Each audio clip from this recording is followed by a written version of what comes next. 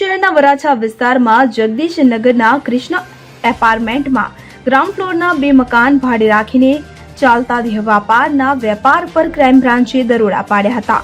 ભાડુઆત દલાલો અને 4 ગ્રાહકો મળી 8ની અટકાયત કરી હતી. ગ્રાહકોને પોલીસે કડંગી હાલતમાં બહાર કાઢ્યા હતા.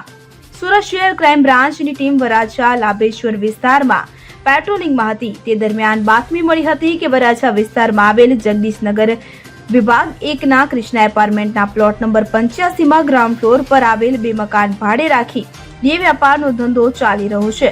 આ બાતમી મળતા દરોડા પાડતા બંને રૂમમાં મહિલાઓ સાથે ગ્રાહકોને કડંગી હાલતમાં ઝડપી પાડવામાં આવ્યા હતા. પોલીસે ભાડુઆત જનકબેન વિજયભાઈ કામદાર રહેવાસી બંસીધર એપાર્ટમેન્ટ જહાંગીરપુરા અને ભરત જયરામ જસાણી રહેવાસી આલોક એપાર્ટમેન્ટ ઓમનગરની સામે ખરવાસા રોડ ડિંડોલી અને 4 ભારતીય મૂળની મહિલાઓને સાથે જ કસ્ટમર લાવવા માટે 2 દલાલો મનીષ મનસુખ ગોહિલ, હરેશ દુલા કલસરિયા અને 4 ગ્રાહકો મળીને કુલ 8ની અટકાયત કરી હતી. પોલીસે મોબાઈલ ફોન, રોકડા મળી કુલ ₹41,500નો મુદ્દામાલ ઝડપીને તમામ સામે ઇમોરલ ટ્રાફિક પ્રિવેન્શન એક્ટ હેઠળ અટકાયત કરી હતી.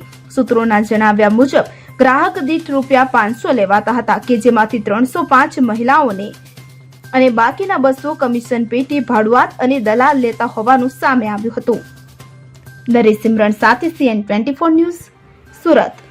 હવે જુઓ દેશ દુનિયાની તમામ ખબરો તમારી આંગળીના ટેરવે. ઉઠાવો મોબાઈલ અને Google Play Store પરથી ડાઉનલોડ કરો અમારી CN24 ન્યૂઝ મોબાઈલ એપ.